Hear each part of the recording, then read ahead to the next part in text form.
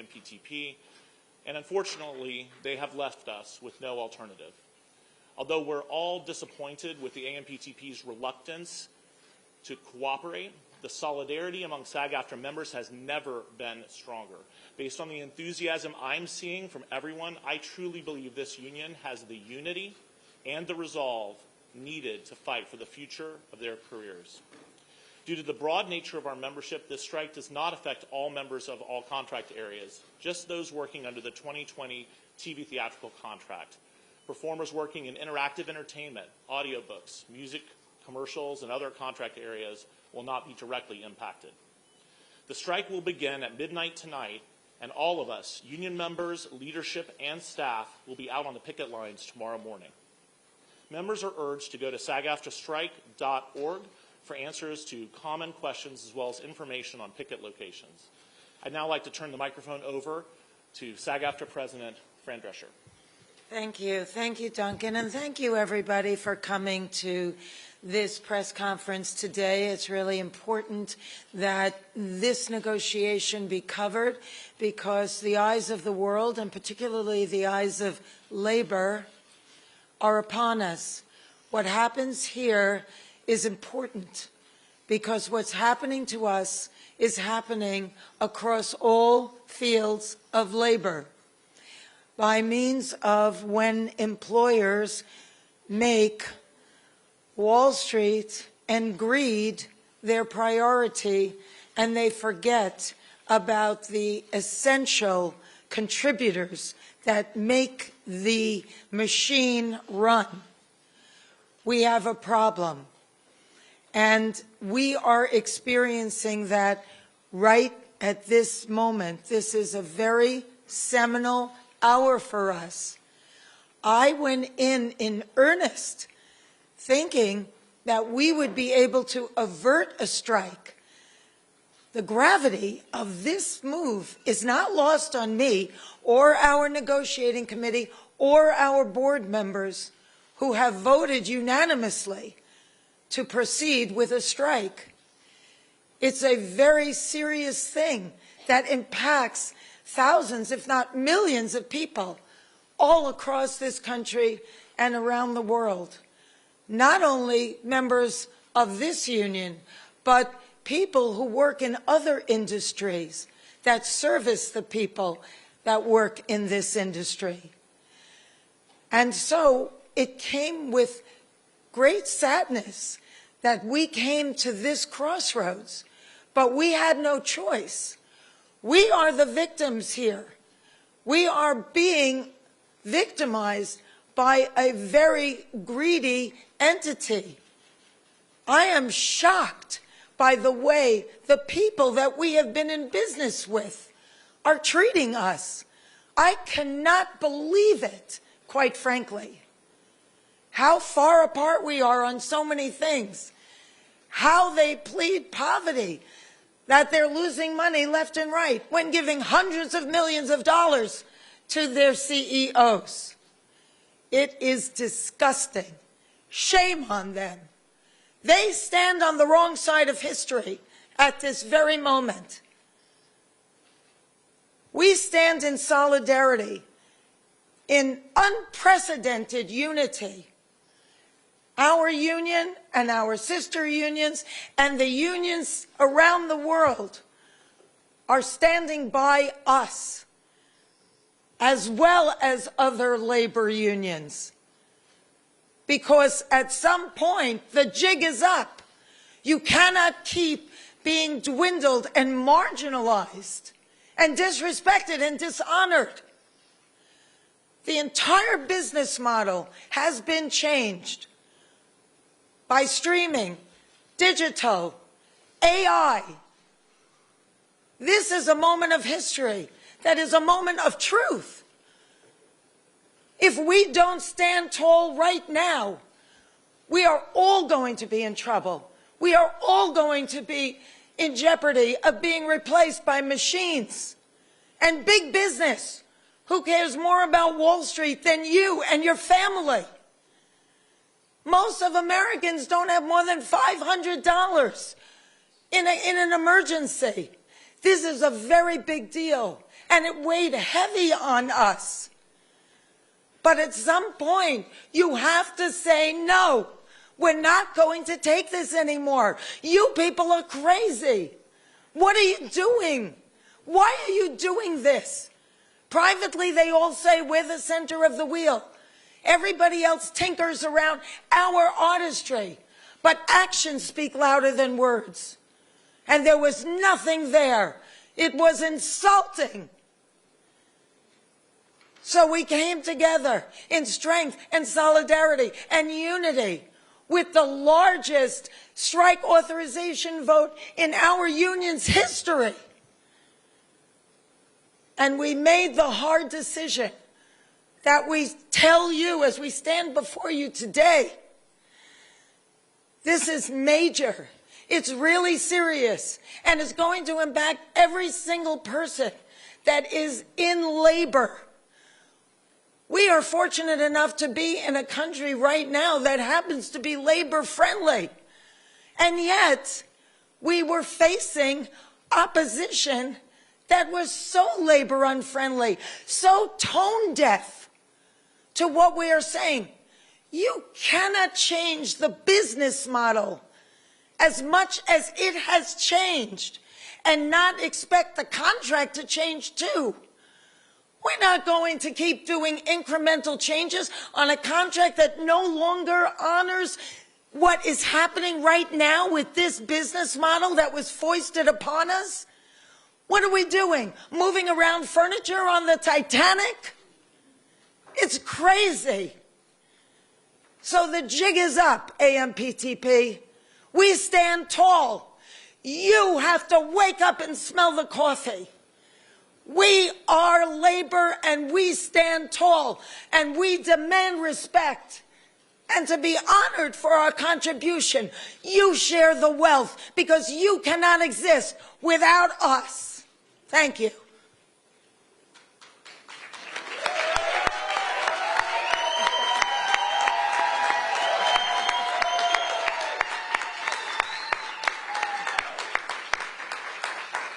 So that's our president. Questions? Right here, Jeremy. So you guys said at the start of talks that you guys were not going to be beholden to any terms that any negotiated with the DGA. Did the DGA's contract become like part of pattern bargaining when it came to screening and AI and other key issues? So first of all, I think it's important for us to note that we respect every union's right to negotiate the contract that's right for their members. And there's nothing about our statements about not wanting to be held to pattern bargaining that in any way are intended to detract from the DGA's agreement or any other union's agreement. But SAG-AFTRA members are SAG-AFTRA members, and we went into that negotiating for our members. And the fact of the matter is that, yes, the AMPTP wants to insist that other unions adhere to things that they've negotiated with other unions. And in the case of, for example, minimum increases, that's one example of where that's the case. The companies insisted that we agree to limit the increases in minimum salaries for our members to a pattern deal. And our negotiating committee rejected that idea. I reject that idea. Our members need to receive increases that allow them to keep up with the pace of inflation. We believe that our members should not be working in 2023 for less money in real dollars than they made in 2020. And we certainly believe that our members should not be working at the end of the term of this contract in 2026 for less money than they made in real dollars in 2020. That's wrong, it's unfair, and it's unacceptable. And so we didn't reach any agreement on that point. Hang on one second, please. I'd like the committee to come in and join the negotiators, please. Committee members?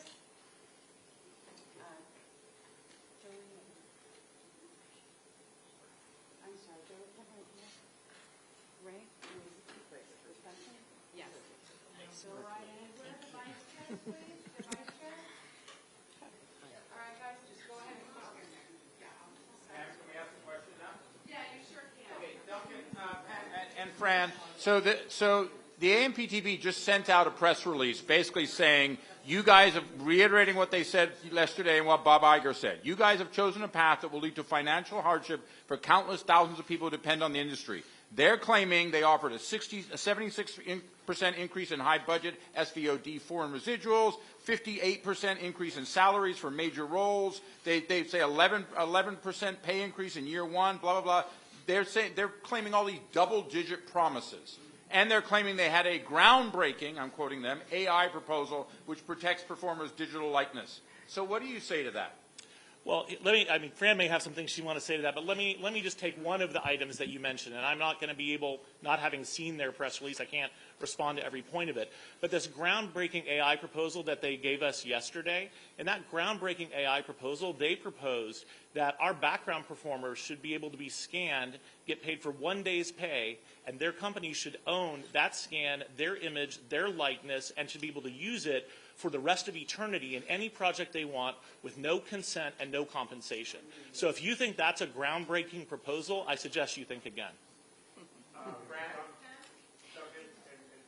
few weeks ago, you guys put out a video that suggested that you were seeing progress in the talks and you sounded encouraged by what was happening. So what turned? What was the pivot? Where did things go south?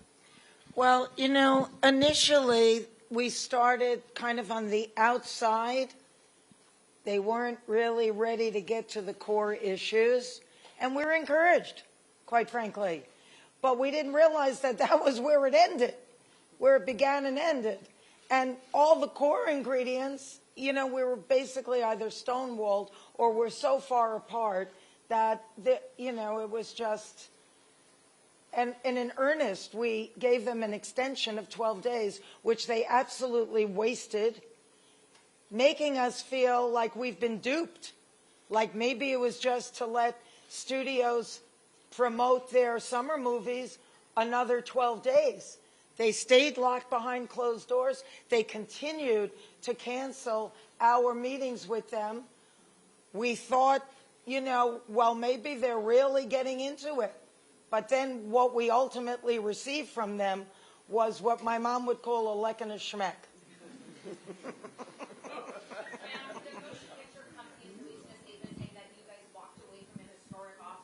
Was this in fact historic?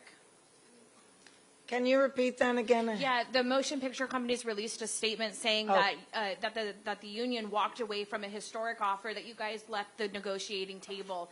Was this in fact historic? What was historic about it is that we were really so marginalized, so dishonored, and so disrespected that it was really egregious and disgusting. So that's what was historic, that at a moment when streaming and AI and digital is so prevalent in the industry, it has disemboweled the industry that we once knew. When I did The Nanny, and everybody was part of the gravy train. Now it's a walled-in vacuum. And not only is it unfair to everybody up and down the ladder, but the entity that employs us, it's really un-American. And it's unconscionable. What are you doing? We're not curing cancer here. It's a collective art form. Hang on one second. We have a live stream. This is being viewed by several thousand people online, so I need you guys to use the microphone. We're going to go back to me recognizing you, and you will go to a microphone either here or here. Gene? Can you talk a little bit about how long you expect this to go on? Are we talking about weeks? Are we talking about months? And what would it take to get back to the table? That's up to them. We're open to talking to them tonight. But, it's up to, all of this is because of their behavior. It's up to them if they're willing to talk in a normal way that honors what we do. I mean, they are well aware of what it takes to make a deal. Fran and I personally spoke to several of the CEOs of these studios yesterday, and at length. They know what it will take to make a deal. They had the power in their hands to make a deal and avoid this strike. They chose not to do that. And last night, we told the AMPTP directly across the table we're ready, willing, and able to return to the negotiating table whenever they're ready to do so. Their response to us was that they would be ready to talk whenever we would act in a civilized manner, not be on strike. We told them that it's not uncivilized for people to go on strike. It's a moral right, it's a human right, and it's a legal right of our members to collectively bargain, to organize, and to go on strike if needed to defend their rights, and that we will be happy to approach them and negotiate with them whenever they're ready to do so. We were then later informed that it would probably be a while. So we will be here doing what we need to do to defend our members and to ensure we get a fair contract, and we encourage them to come back to the table because we're ready to talk whenever they are. All right, right here, please. It's obvious that AMPTP is working coordinated effort with all the studios. Are you planning to do the same with the other entertainment unions? We've been in constant contact with our sister unions.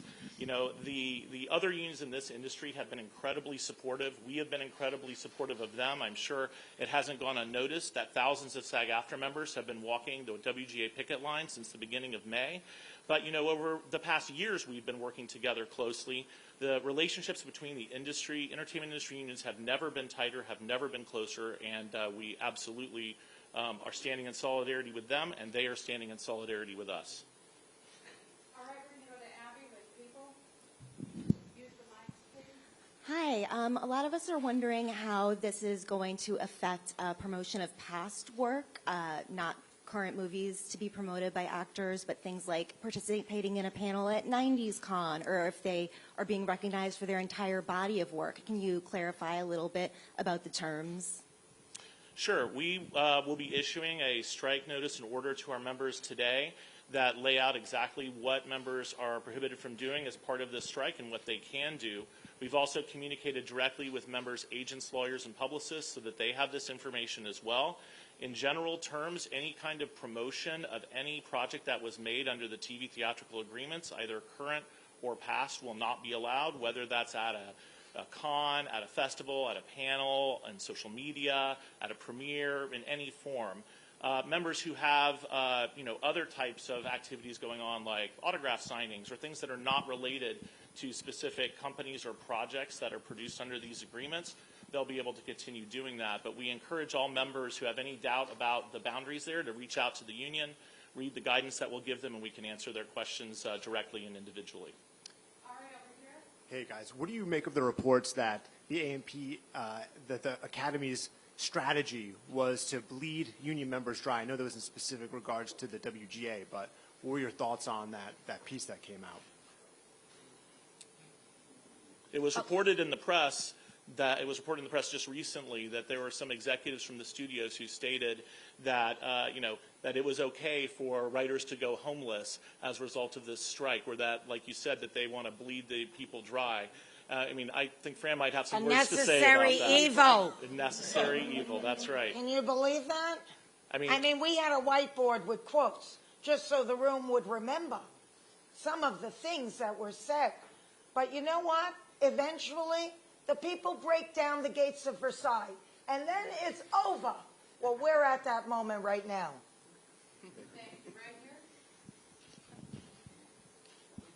Hi, Ted Cheng, KMBC. As you know, this is going to have a significant impact on the LA economy, perhaps costing it as much as $30 million a day. What would you want to say to the businesses, to the people who are going to be losing their living because of Hollywood, who are going to be suffering alongside with you? Well, believe me, our heart bleeds that we had to make this decision. But we can't not get what these members deserve, because it's only going to get worse. This is where we drew the line in the sand, and it's a terrible thing to have to do, but we were forced into it. And let's not forget, actors are working people too, alongside everyone else in this economy. And every working person should feel empowered to stand up for themselves. And when an employer, especially these big multinational corporations, wants to take advantage of you, wants to use their power to squash you under their heel, it is your right and your obligation to stand up to them. And I have a very strong feeling that those other people, whether they're parts of unions yet or not, will see what our members are doing and will understand why we had to do it. And Fran and Duncan, I have a quick question, Leslie with the Associated Press. How do you anticipate that this will affect Emmy's campaigning amongst actors since nominations were just announced yesterday? Our strike rules will not allow any form of promotion for television series, streaming series that have been produced under these contracts. My expectation is that it will bring any actor participation in Emmy campaigning to a close. Hi, Charlie Trepany with USA Today. You mentioned some of the issues that went into this decision to go on a strike involving salary and generative AI. Was there one particular overriding issue that proved to be the biggest deal breaker for the union? I think there are several really important issues. Fran and I talked to the CEOs about those issues yesterday, and we've mentioned a couple of them. AI, of course, is really important. But in addition to that, the basic respect reflected in minimums that keep you at least so that you're not earning less money today than you were earning years ago, that's another example. And also, as Fran has talked about, the fact that this business model has been changed, but the companies want to just keep our members locked in a contract that doesn't reflect that change. We have a proposal regarding the sharing of revenue from streaming services that has been on the table since day one of negotiations. The companies have refused to engage on that proposal and give it any meaningful discussion, much less agree to it. And we discussed that issue with the CEOs yesterday as well. Duncan, in the name of the Spanish language broadcasters that we are here at this press conference, I would like to ask you in Spanish, ¿qué provocó el rompimiento de estas negociaciones y de qué manera han sido tratados por los representantes de los productores y los estudios cinematográficos? Pues pienso que el problema en estas negociaciones es la realidad que los representantes de los productores no tienen respeto por los actores y actrices que están trabajando bajo sus contratos y quienes trabajo es lo que hace posible esta industria. Y todos de nuestros miembros, los miembros de habla inglesa y de habla hispana, son completamente unidos en luchar por sus derechos contra estos empleadores y todos nosotros vamos a hacer lo que es necesario a asegurar que nuestros miembros de habla hispana y de habla inglesa que están trabajando bajo estos contratos tienen contratos con respeto y con salarios justos y términos apropiados. También la niñera says no más.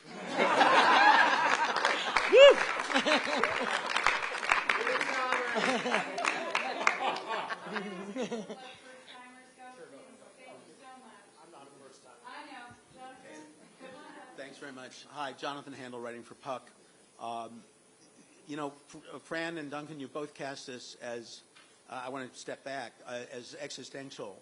And that makes the stakes very high. And, of course, the companies claim it's existential for them in terms of the challenges that the business is facing economically in theatrical, in linear television, the amount of money needed to spend to compete with Netflix in streaming. How do you win a victory in a situation where there is just so much head-to-head, so much fear, uncertainty, and doubt, and so much at stake?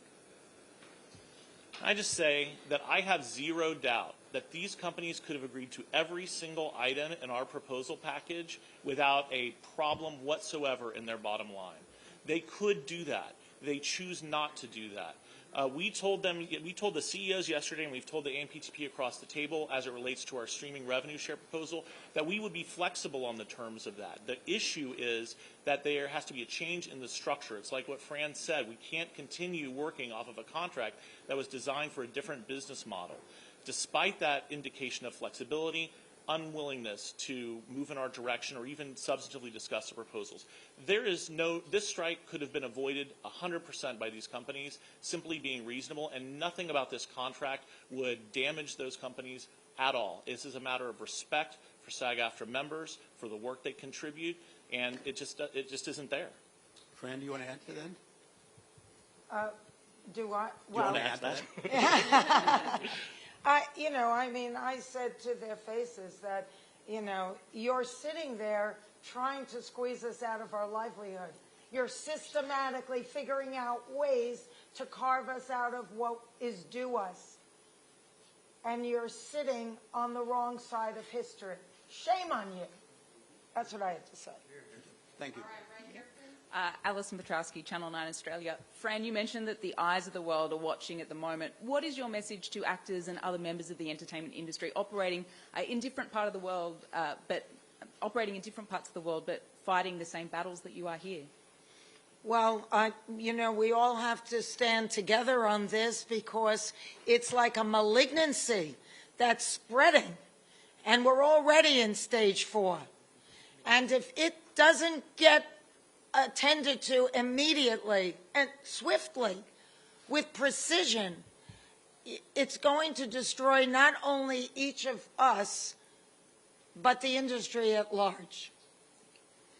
I'll just add, SAG-AFTRA has members all around the world, and we also have extremely close relationships with our sibling actor unions all around the world as well. And there have been plenty of times in the past when SAG-AFTRA members have gone to bat to fight for our fellow members around the world, whether it be in New Zealand with respect to the Hobbit situation, whether it be in South Africa, helping our colleagues there achieve copyright protections in their domestic law that they didn't have before. We've stood by, and we do stand by them, and we know that they stand by us. We've spoken to them, and we know that we have solidarity from actors all around the world because they know this is a just fight. This is the same fight that they have. We're all in it together, and we are going to win it. Another first-time question? Hi, Brooks from the New York Times. There's been a lot of optics of CEOs at Cannes and Sun Valley while holding the line. They can't afford to meet your proposals. The companies push back by sending photo of you in Italy and the selfie with Kim Kardashian. That wasn't a selfie. Can you just address that? Excuse me, I just want to set the record straight Fran, on that. before you do, can I just say something? Before Fran answers that, I want to say it is outrageous that they would do that. You know what Fran was doing was Fran was working, which is what our members do. And for these employers to cynically try to turn our members against Fran because she's doing a job that she was under contract to do, while, by the way, she was zooming into our negotiations after work hours, working 18 hours or more a day, it is outrageous, it is wrong, it's despicable, and they should be ashamed of it. But I'm sorry, Fran, if you want to say more about that. No, I appreciate that. I mean, I'm a brand ambassador for a fashion company, and so is Kim. I had only met Kim seconds before that publicity picture was taken. It had nothing to do with being at a party or having fun. It was absolute work. I was in hair and makeup 3 hours a day, walking in heels on cobblestones, doing things like that, which is work, not fun. I'm sure Kim would have rather have been at her home in Malibu with her children too, but we work. That's what we do. And at 10:30 at night, I would leave the event, I would go to my hotel room, and I'd call into the Zoom. And when I couldn't get through to them because I was on a plane, I was texting with him constantly throughout the plane ride. I worked around the clock in 3 different time zones because my parents live in Florida, though I keep asking them to move here. And I manage their well-being as well. So, I think that all of the people standing behind me stand behind me.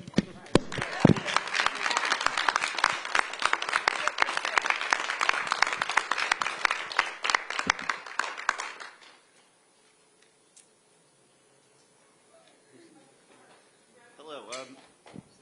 Thank you. Duncan, quick follow-up on, you said there was a proposal regarding streaming that was sent to the AMPTP they did not engage with. I was wondering if you just talk a little bit more about what some of the terms were, particularly involving viewership data, because I know that was an issue that actors really raised about tying viewership data to residuals. Sure. I mean, I hesitate to get too much into the weeds, but the concept of this proposal, which was actually inspired by Fran, was that we would receive a percentage of streaming subscription revenue, and that streaming subscription revenue would be divided up by project based on the project's contribution to the success of that streaming service.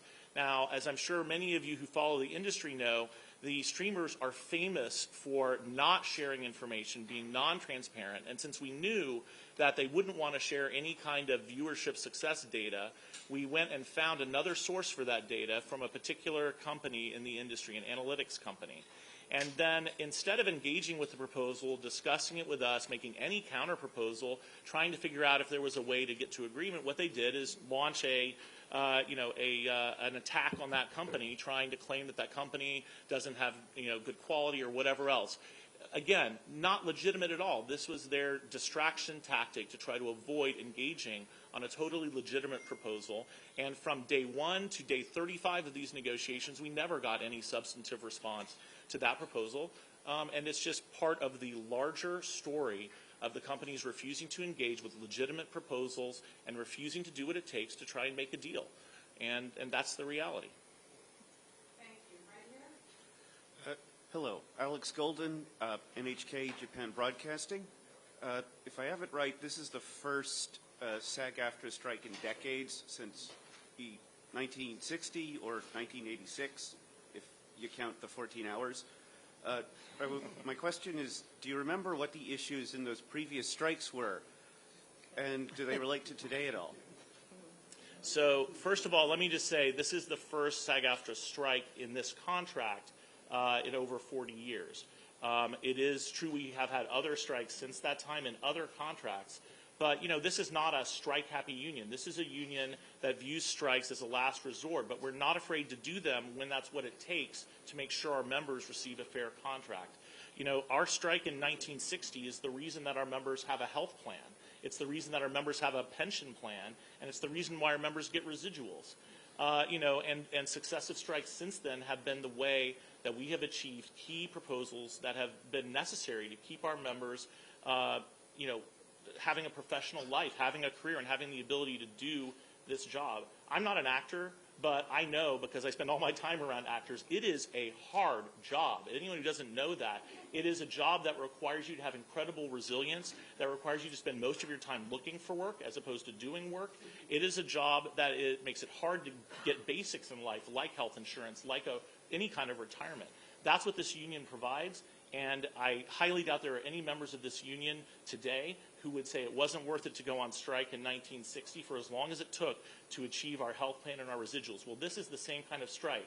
This is the kind of strike that makes sure that our members' livelihoods are not taken away by artificial intelligence. This is the kind of strike that makes sure as this industry changes its business model, our members are not left behind. This is the kind of strike that says our members are not going to take less money 6 years later because of inflation that the companies refuse to account for, and a host of other things. And it's the kind of strike that is unfortunate. It's sad that we're at this point, but it's 100% necessary, and it's 100% deserved by the actions of these companies. Here, here. Hi, so let's finish it up with, what is your message to the fans and consumers who aren't interested in the nuance that we're discussing here today? They just want their favorite TV shows, or they want to go to the movies. Well, what makes you think they're not interested in what's happening here? I think that they have an allegiance to all of us because we bring joy to their lives. We bring entertainment to their lives. And during COVID, they turned to us for everything. So I don't think that your assumption that they don't really care about anything but being entertained over the summer is the bottom line, when the people that give so much to them and enrich their lives in so many ways are saying we are being taken advantage of in a terrible way. And if we let this happen to us, dollars for donuts, it's going to happen to you and your family, your children, and everybody that you work with too. That's how threatening this moment is in our nation's history.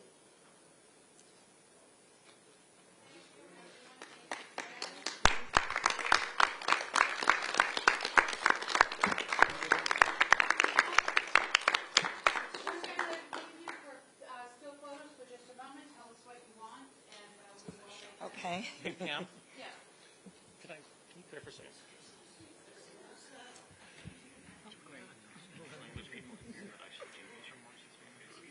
You should. Your first interview is the two of you on interview. They're both here. Signal when it's time to do that. Yep, absolutely. Well, let's get this still so we can. Okay.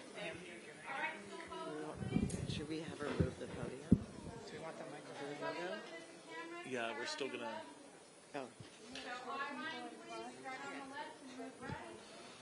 Should we make a fist?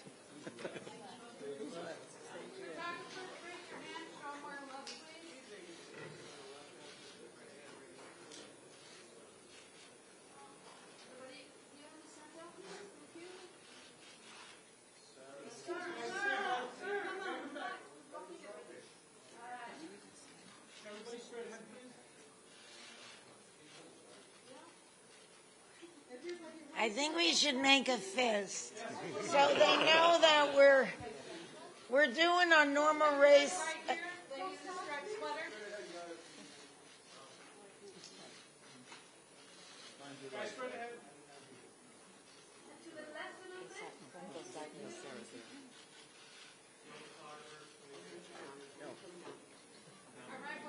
Hands coming down. Everybody put their hand down. Okay.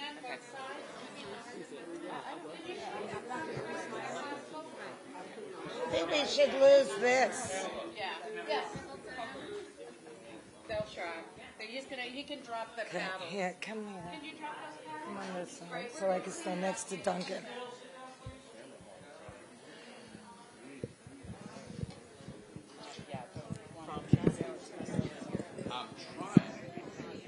Give us 1 second, guys. He's going to get that. He'll drop the pad.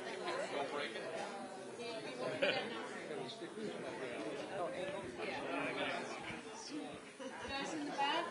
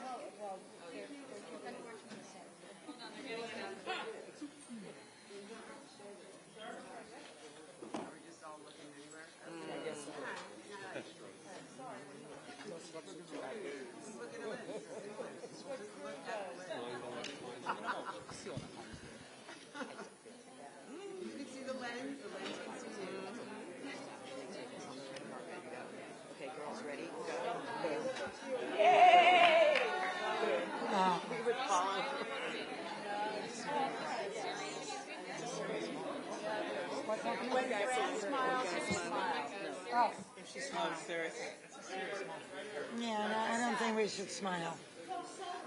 Yes, right here. Striped shirt. Fists up. Much better. Fist up.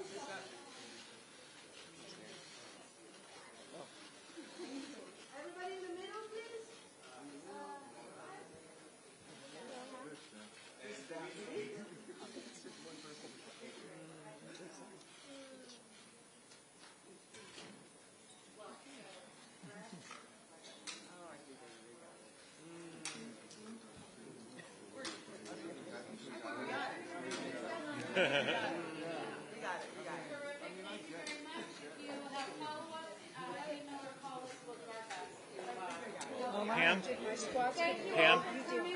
Pam, do you want to have them? Are we doing this or I'm not? sorry. Can you ask him if any Spanish language reporters to say Hola, si hay prensa de habla hispana aquí, vamos a tener una presentación en español aquí al frente de la sala. Okay, everybody, I need you to be quiet and step back from the podium, please. We're going to read the remarks in Spanish for Spanish language media. Please step back from the podium, everybody. Everybody. Thank you. No, Fran stays here. Thanks. Okay.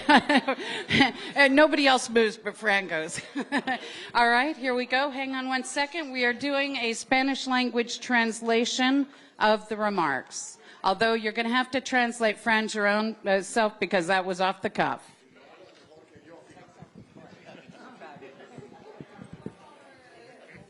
Are we ready, Pam? Okay. Buenas tardes a todos. Soy Duncan Crouch Ireland, director ejecutivo nacional y jefe negociador de SAG-AFTRA. Ayer, nuestro sindicato celebró el 90 aniversario de la incorporación de nuestro sindicato predecesor, Screen Actors Guild.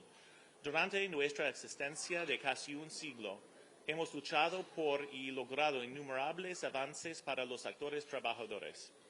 Hoy embarcamos en un nuevo e importante capítulo en la historia de nuestro sindicato. Esta mañana, la Junta Nacional de SAG-AFTRA se reunió después de 4 semanas de negociaciones con la Alianza de Productores de Cine y Televisión, el AMPTP.